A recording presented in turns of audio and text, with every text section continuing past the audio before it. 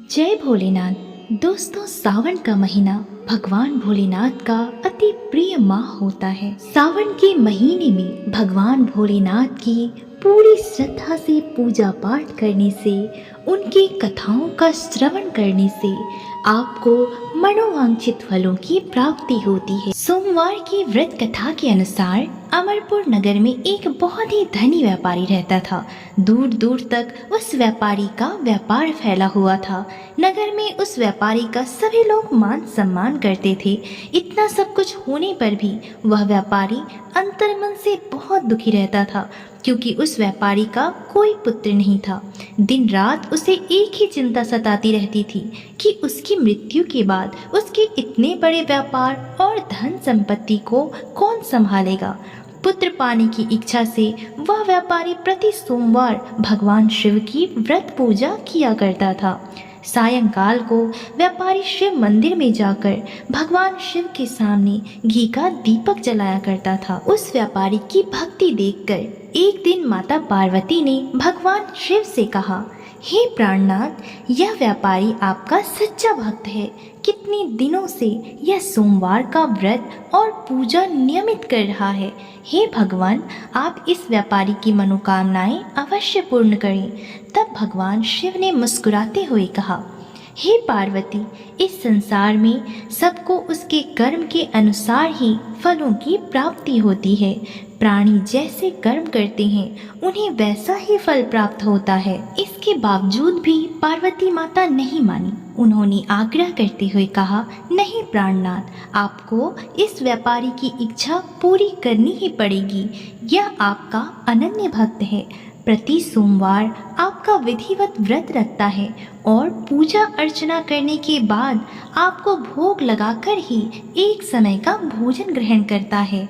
आपको इसे पुत्र प्राप्ति का वरदान देना ही होगा। माता पार्वती का इतना आग्रह देखकर भगवान शिव ने कहा, तुम्हारे आग्रह पर मैं इस व्यापारी को पुत्र प्राप्ति का वरदान देता हूँ, लेकिन इसका पुत्र केवल 16 वर्ष तक ही जीवित रहेगा। इससे अधिक वह जीवित नहीं रहेगा। उसी रात भगवान शिव ने स्वप्न में उस व्यापारी को दर्शन देकर उसे पुत्र प्राप्ति का वरदान दिया और उसके पुत्र के 16 वर्ष तक जीवित रहने की बात भी बताई। भगवान के इस वरदान से व्यापारी को खुशी तो हुई, लेकिन पुत्र की अल्प आयु की चिंता ने उसकी खुशी को नष्ट कर दिया। व्यापारी पहले की ही तरह सोमवार का विधिवत व्रत करता रहा। कुछ महीने के बाद उसके घर में अति सुंदर पुत्र उत्पन्न हुआ। पुत्र जन्म से व्यापारी के घर में खुशियां भर गई। बहुत धूमधाम के साथ पुत्र जन्म का समारोह मनाया गया। उस व्यापारी को पुत्र जन्म की अधिक खुशी नहीं हुई, क्योंकि उसे अपने पुत्र की अल्प आयु के रहस्य के बारे में पता था। यह रहस्य घर में और किसी को मालूम नहीं था। पुत्र समारोह में आए विद्वान ब्राह्मणों ने उस व्यापारी के पुत्र का नाम अमर रखा।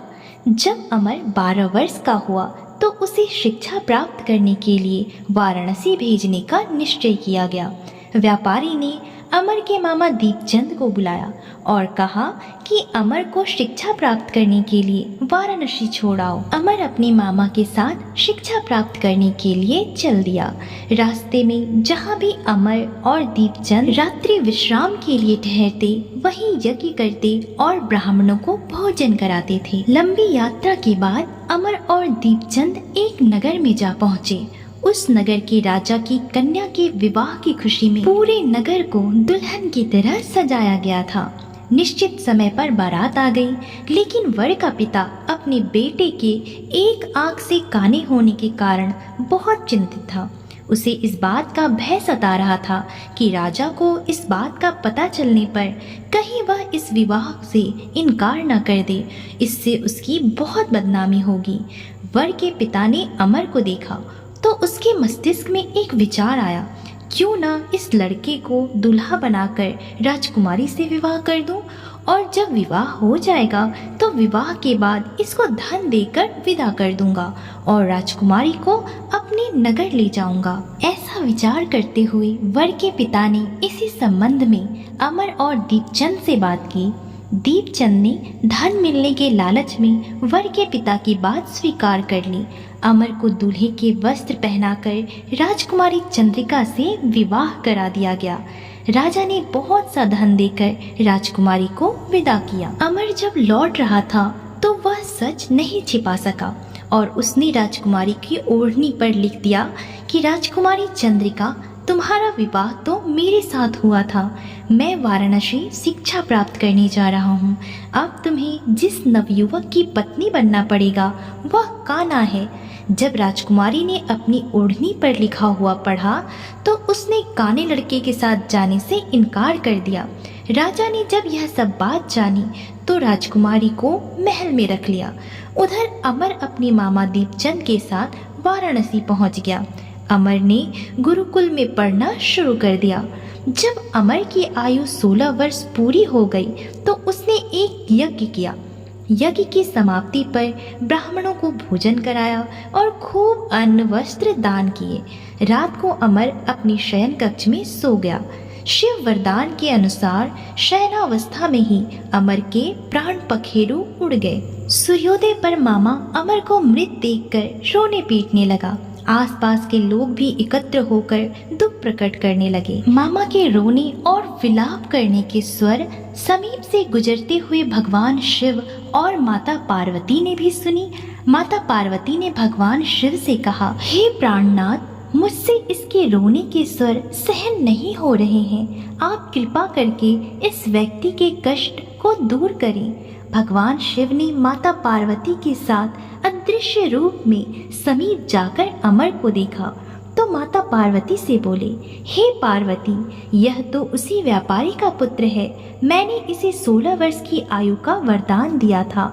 इसकी आयु तो पूरी हो गई। माता पार्वती ने भगवान शिव से फिर से निवेदन किया, हे प्राणनाथ, आप इस लड़के को जीवित करें, नहीं तो इसके माता पिता पुत्र की मृत्यु के कारण रो रो कर अपने प्राणों का त्याग कर देंगे। इस लड़के का पिता तो आपका परम भक्त है। वर्षों से सोमवार का व्रत करते हुए आपको भोग लगा रहा है। पार्वती माता के आग्रह करने पर भगवान शिव ने उस लड़के को जीवित होने का वरदान दिया और कुछ ही पल में वह जीवित होकर बैठ गया। शिक्षा समाप्त करके अमर मामा के साथ अपने नगर की ओर चल दिया। दोनों चलते हुए उसी नगर में पहुंच गए जहां अमर का विवाह हुआ था। उस नगर में भी अमर ने यज्ञ का आयोजन किया। समीप से गुजरते हुए नगर के राजा ने यज्ञ का आयोजन देखा। राजा ने अमर को तुरंत पहचान लिया। यज्ञ समाप्त होने पर राजा अमर को और उसके मामा को महल में ले गए। कुछ दिनों तक उन्हें महल में रखकर बहुत सा धन और वस्त्र देकर राजकुमारी के साथ विदा किया और रास्ते में सुरक्षा के लिए राजा ने बहुत से सैनिकों को भी साथ में भेजा। दीपचंद ने नगर में पहुंचते ही एक दूत को घर भेजकर अपने आगमन की सूचना भेजी।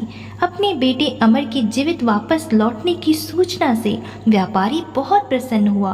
व्यापारी ने अपनी पत्नी के साथ स्वयं को एक कमरे में बंद कर रखा था। भूखे प्यासे रहकर व्यापारी और उसकी पत्नी अपने बेटे की प्रतीक्षा कर रहे थे। उन्होंने प्रतिज्ञा कर रखी थी कि यदि उन्हें अपने बेटे की मृत्यु का समाचार मिला तो दोनों अपने प्राण त्याग देंगे। व्यापारी अपनी पत्नी और मित्रों के साथ नगर के द्वार पर पहुंचे। अपने बेटे के विवाह का समाचार सुनकर पुत्रवधू राजकुमारी चंद्रिका को देखकर उसकी खुशी का ठिकाना न रहा। उसी रात भगवान शिव ने व्यापारी के स्वप्न में आकर कहा, हे श्रेष्ठी, मैंने तेरे सोमवार के व्रत करने और व्रत कथा सुनने से प्रसन्न होकर तेरे पुत्र को लंबी आयु प्रदान की है। व्यापारी बहुत प्रसन्न हुआ। सोमवार का व्रत करने से व्यापारी के घर में खुशियां लौट आई। शास्त्रों में लिखा गया है कि जो स्त्री पुरुष सोम